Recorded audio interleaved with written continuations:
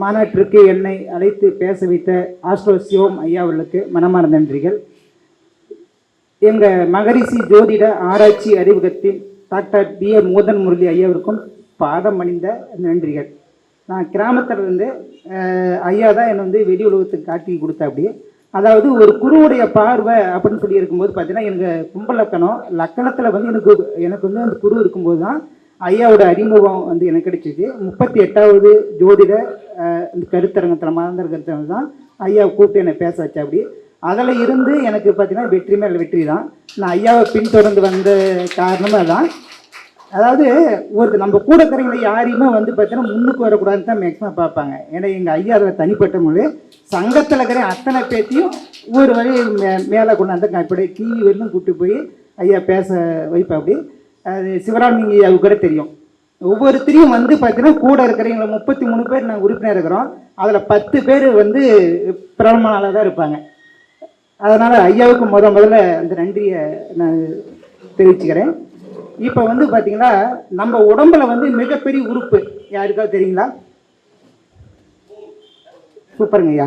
இப்போ அந்த புதனை பற்றி தான் நான் வந்து பேச போகிறேன். இப்போ புதன் அப்படின்னு எடுத்துட்டாவே ஒரு மனுஷனை தேடிட்டு போகிறதுக்கு காரணமே புதன் நல்லா இருந்தால் தான் தேடிட்டு போக முடியும். ஓகே, அப்போ புதன் வந்து இங்கே யாருக்கு நல்லா இருக்குது அப்படின்னா நம்ம காலப்புருஷ தத்துவ நாயகன் ஐயா அவர்களுன்னு பார்த்தீங்கன்னா இப்போ வந்து உலகம் முழுக்க தெரியும். அதுக்கடுத்து கூகுளில் வந்து பார்த்தீங்கன்னா அறிவனாளர்கள் தான் தேர்ந்தெடுத்துக்குவோம். எங்கள் ஐயா P.A. முகுந்தன் மொழி மகரிஷி ஜோதிட ஆராய்ச்சி அறிமுகம். அப்போ வந்து இப்போ ஒவ்வொரு வந்து பார்த்தீங்கன்னா பாலச்சந்திரன் ஐயா ஒவ்வொருத்தரையும் பார்த்தீங்கன்னா அந்த அறிவு சம்பந்தப்பட்ட விஷயத்தை இருக்கிறது தான் வந்து அந்த மக்கள் வந்து தேடி போவாங்க. ஓகேண்ணா. இப்போ வந்து நம்ம சுவாமிஜி ஐயாவை பார்க்கலாம். முகம் பார்த்தீங்கன்னா அப்படியே வசீகரமாக இருக்கும். அது என்ன காரணம்? புதன் தான். புதன் இருந்தால் தான் ஒருத்தருக்கு வந்து அது தெரியும். சரி, புதனை பற்றி வந்து பார்த்தோம்னா கல்விக்கு வித்தைக்காரன்னு சொல்லுவாங்க. அப்போ கல்விக்கு வித்தைக்காரனுடைய புதன் அப்படின்னு எடுத்துட்டாவே அறிவாளி சொல்லலாம். வந்து ரொம்ப அறிவு சம்பந்தப்பட்ட மோட்டார் மெக்கானிக்கிலேருந்து கட்டடத்துறையிலேருந்து ஜோதிடத்தில் இருந்து பெரிய பெரிய ஆளுங்கள்லாம் அந்த அறிவு சம்பந்தப்பட்ட விஷயத்தான் எடுத்துக்கோன்னு சொல்லலாம். சரி, அப்போ வந்து பார்த்தீங்கன்னா இந்த புதன் வந்து பார்த்தீங்கன்னா இது நம்ம புதன் பற்றி எல்லாத்தையும் தெரியுதான். அப்போ புதன் கொடுக்கக்கூடிய அறிவு சம்மந்தப்பட்ட சொன்னோம், நோயை சம்மந்தப்பட்ட செய்தி சொல்லலாம். அப்போ வந்து பார்த்தீங்கன்னா புதன் வந்து கூட எடுத்து ஏன் வந்து செவ்வாய் கண்டா பிடிக்க மாட்டேங்குது அப்படின்னு எடுத்துட்டாவே கண்டிப்பாக வந்து புதன் செவ்வாய்னா ரத்தம். அப்போ அந்த ரத்தம் சம்மந்தப்பட்ட விஷயத்தை எடுத்துட்டாவே பார்த்தீங்கன்னா மயக்கம் அடைகிறது, மூளை நரம்பு வந்து பார்த்தீங்கன்னா ஏதாவது புது வகையான நோய்க்கு நாம் சொல்லலாம். அப்படிங்கும்போது அந்த புதன் தான் வந்து பார்த்தீங்கன்னா அந்த புதனுக்கும் செவ்வாய்க்கும் உண்டான விஷயம். அப்போ பார்த்தீங்கன்னா அந்த ரத்தம் சம்மந்தப்பட்ட விஷயம். அப்போ வந்து என்ன சொல்லலாம்? அரிப்பு நோய் எல்லாமே சொல்லலாம். அப்போ ரத்தம் கம்மியாக இருந்தாவே ஒருத்தருக்கு மயக்கம் வர்றது இது எல்லாமே சொல்லலாம். ஓகேண்ணா. அப்போ வந்து இப்போ புதன் செவ்வாய், அப்போ புதன் குரு சம்மந்தப்பட்டுக்கலாம். இப்போ புதன் குரு சம்மந்தப்பட்டால் என்ன சொல்லலாம்னா அந்த நரம்பு சம்மந்தப்பட்ட விஷயத்தில் அடைப்பை ஏற்படுத்துறது புதன் குரு தான். ஏன்னா 2 பேரும் வந்து பகையாளி தான். அப்படிங்கும்போது அந்த நரம்பு சம்மந்தப்பட்ட விஷயத்துக்கு ஏன்னா கொழுப்படிச்சிடுச்சும்பாங்க, ரத்தம் வெளியேறல அப்படின்னு சொல்லுவாங்க. இதுக்கெல்லாம் வந்து காரணம் வந்து புதன். அப்போ வந்து புதன் ராகு சம்மந்தப்படலாம். 10 ஊசி போடுவாங்க. 10 ஊசி போட்டுக்கடா என்ன நோயின்னு டாக்டரே சொல்ல மாட்டாங்க, 12வது நோய்க்கு தான் சொல்லுவாங்க. அப்போ பார்த்தீங்கன்னா புதிய புதிய நோய்க்கு வந்து பார்த்தீங்கன்னா ராகு தான், புதன் ராகு தான் வந்து அதாவது ஒரு ஜாதகத்தில் புதன் வலுவிலுண்டோ இல்லை ராகு சம்மந்தப்படும் போது இதுமாரி புதிய புதிய நோய்களை வந்து சொல்லும். அப்போ புதன் சனி எடுத்துட்டா பார்த்தீங்கன்னா இந்த பாதத்தில் பார்த்தீங்கன்னா வெடிப்பு. ஓகே, அந்த எலும்பு சம்மந்தப்பட்ட விஷயத்துக்கு பாதத்தில் இருக்கிற எலும்பு சம்மந்தப்பட்ட விஷயத்துக்கெல்லாம் அந்த புதன் சனி தான் வந்து நமக்கு சொல்லும். புதன் சந்திரன் கிட்ட இருந்தாங்க பார்த்தீங்கன்னா 100க்கு இப்போ பார்த்தீங்கன்னா ஒரு 5 ஜாதகம் 6 ஜாதகம் வந்து பார்த்தீங்கன்னா அந்த மேக்ஸிமம் அந்த குழப்பநிலையே தான் வருவாங்க. ஓகே, இப்போ தான் அப்படி பார்த்தீங்கன்னா இந்த புதன் சந்திரன் சம்மந்தப்படும் போது பார்த்தீங்கன்னா கண்டிப்பாக குழப்பம். ஓகேண்ணா. அது என்ன சொல்லுவாங்க, எனக்கு இதை செய்ய வச்சுட்டாங்க அப்படின்லாம் வருவாங்க. கரெக்டாக அந்தரத்தை எடுத்து போட்டு இந்த புதன் அந்தரமோ சந்திரமோ முடியும் போது இங்கே சரியாக போயின்னு சொல்லலாம். அப்புறம் வந்து புதன் சந்திரன் ஏன் அப்படிங்கன்னா வந்து பார்த்தீங்கன்னா வந்து இதெல்லாம் பிடிக்காது, ரொம்ப இதாக எடுத்துக்கலாம். எல்லா கிரகமுமே அதோடைய கெட்ட விஷயம் தான். தனித்த புதன் தான் வந்து பார்த்தீங்கன்னா வந்து எப்பயுமே இருக்கக்கூடாதுன்னு சொல்லுவாங்க ஜாதகத்தில். ஏன்னா அவங்க வந்து சுய இன்பம் அனுபவிக்கிறவங்களும் அந்த தனித்த புதனுக்கு தான் சொல்லுவாங்க. அதேமாரி வந்து பார்த்திங்கன்னா புதனை தனித்து அது வந்து அந்த வலுவில் இருந்தாலும் வச்சுக்கோங்க, யார் பேச்ச நான் பிடிச்ச மயிலுக்கு 3 கால் தான் அப்படின்னு சொல்லுவாங்க. நான் பிடிச்ச மயிலுக்கு 3 கால் தான் எல்லாம் எனக்கு தெரியும் அப்படின்னு சொல்லுவாங்க. அப்போ வந்து அந்த புதன் சம்பந்தப்பட்ட விஷயம் வந்து பார்த்திங்கன்னா சுக்கரன் எடுத்துக்கலாம், புதன் சுக்கரன்.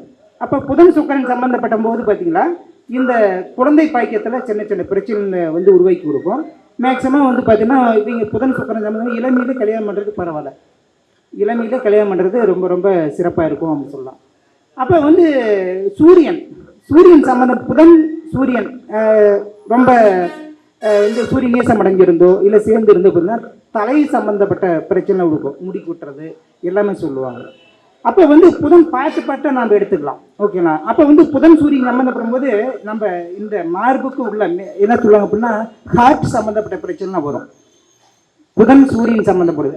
அதுக்கு கீழே என்ன பண்ணணும்னா சந்திரன் சம்மந்தப்பட்ட விஷயம்லாம் வந்து வரும். அப்போ இந்த கிட்னி சம்மந்தப்பட்டது இதெல்லாம் வந்து வரும். அதுக்கு கீழே என்ன வரும் அப்படின்னா இந்த வயிறு தொப்பை போடுறது, குடல் சம்மந்தப்பட்ட பிரச்சனை இதெல்லாம் வரும். புதன் சுக்கரன் சம்மந்தப்படும் போது இதுக்கு கீழே இருக்கிற மர்ம உறுப்பு சம்மந்தப்பட்ட பிரச்சனை வரும். நீ ஜாதகத்தை எடுத்து பார்க்கும்போது அப்படியே நாம் இது சொல்லலாம். அப்போ ஒவ்வொரு கிரகத்துக்கு உண்டான விஷயத்தை வந்து நம்ம எடுத்து வச்சு ஒவ்வொரு முறையாக நம்ம ஜாதக ரீதியாக பார்த்தோமா நாம் சொல்லலாம். இப்போ ஐயா வந்து பார்த்தீங்கன்னா குழந்தை சம்மந்தப்பட்ட மூத்த குழந்தைக்கும் மூத்த பொண்ணுக்கும் கல்யாணம் பண்ணாது, தலைச்சன்னு கல்யாணம் பண்ணக்கூடாதுன்னு சொல்லுங்க. யார் வேணாலும் பண்ணிக்கலாம். அதாவது எங்கள் தாத்தாவுடைய காலத்தில், அப்பாவுடைய காலத்தில், தாத்தாவுடைய காலத்தில் 5 பேர்லேருந்து 8 பேர்கள் இருப்பாங்க, ஓகேங்களா. அதேமாரி பார்த்தீங்கன்னா அந்த அதேமாரி எங்கள் அம்மாவுடைய கூட பிறந்தீங்கன்னு பார்த்தா 8 பேர் 10 பேரோட இருப்பாங்க. அதாவது தாத்தா காலத்தில் தான் சொல்கிறேன், இப்போ இல்லை. அப்போ வந்து இந்த மூத்த ஆளுக்கு வந்து எங்கள் தாத்தா காலத்தில் கல்யாணம் பண்ணிக்கக்கூடாது, இப்போ பண்ணி வைக்கலாம். அதாவது இவங்களுக்கும் சீர் செய்யணும். ஏன்னா என்ன சொல்லுவாங்க, மாமன் மச்சான் அப்படின்னு சொல்லிட்டு 10 பேர்த்துக்கு போய் மூத்த ஆள் தான் சீர் செய்யணும். அதேமாரி பார்த்தீங்கன்னா அந்த மூத்த இடத்துல கல்யாணம் பண்ணிங்க, அத்தை வந்தால் தான் மூத்த அத்தை வந்தால் தான் சீர் செய்யணும். இப்போ 2 பேரும் சீர் செஞ்சு லாஸ் ஆகிடுவாங்க. அதனால் வந்து அப்போ தான் வந்து அந்த மூத்த தலைச்சன் வந்து கல்யாணம் சம்மந்தப்பட்ட விஷயம் பண்ணக்கூடாது, இப்போ வந்து பண்ணிக்கலாம். ஐயா சொன்ன அப்படி பார்த்தீங்கன்னா வீரியம் கொஞ்சம் அதிகமாக இருக்கும்னு சொல்லலாம். அதுவும் வந்து பார்த்தீங்கன்னா கணக்கில் எடுத்துக்கலாம் அப்படி சொல்லலாம். குழந்தைக்கு சம்மந்தப்பட்ட விஷயத்தை வந்து பார்த்தீங்கன்னா சொன்னாங்க பஞ்சமி திதி அப்படின்னு சொல்லி இருக்கும். எல்லாரும் சஷ்டி விரதத்தை போய் இருந்து குழந்தைங்க இருக்கிறது இல்லை. பஞ்சமி திதியில் வந்து ஒருத்தர் ஆணும் பொண்ணும் ஒன்றா இணைஞ்சிட்டு சஷ்டியில் விரதம் இருந்தால் குழந்தைங்க இருக்கும். தொடர்ந்து 5 மாதத்தில் இது ரிசல்ட் வந்து கிடைக்கும் சொல்லலாம். நிறையா பேர் பேச எனக்கு வாய்ப்பு கொடுத்த எங்கள் முகுந்தன் முரளி ஐயாவுக்கும் ஹாஸ்டல் சிவலிங்கனுக்கும் நன்றி. என்னுடைய தொலைபேசி எண்ணு பார்த்தீங்கன்னா பழனி முருகன் 98 65 73 69 42. மிக சிறப்பான கருத்துக்களை ஐயா அவர்கள் பதிவு செஞ்சிருக்கிறாரு. ஐயா அவர்களுக்கு இப்பொழுது பொன்னாடி போற்றி சிறப்பு செய்திருக்கின்றது உங்களுடைய உற்சாகமான கைத்தட்டலோட.